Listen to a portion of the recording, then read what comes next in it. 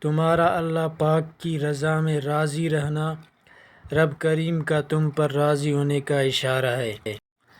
جو تمہارے پاس مال ہے اس میں سے 10% صدقہ دو اور غریبوں مسکینوں کو کھانا کھلانا شروع کر دو، دولت بارش کی طرح برسے گی۔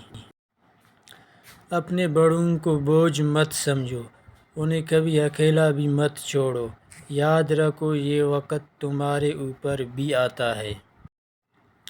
ایک بہت بڑی تعداد ایسے لوگوں کی بھی موجود ہے جن کو سب کچھ سمجھ آتا ہے، بس کسی کے احساس کی سمجھ نہیں آتی۔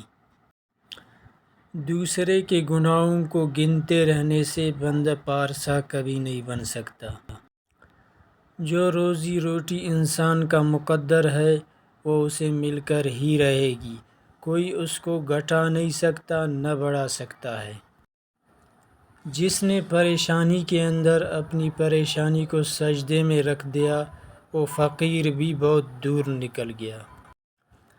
لوگ اپنی شادیوں پر صرف مخصوص لوگوں کو مدعو کرتے ہیں، لیکن لوگوں کی خواہش ہوتی ہے کہ ہمارے جنازے پر پورا شہر آ جائے۔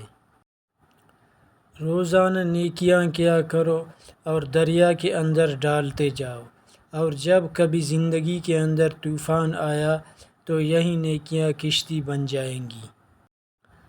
زخموں کو چھپانا بھی ایک ہنر ہے، ورنہ یہاں تو ہر ایک کے ہاتھ میں نمک ہے۔ خواتین کے اچھے ہونے کا اندازہ ان کی اولاد کی تربیت سے لگاؤ۔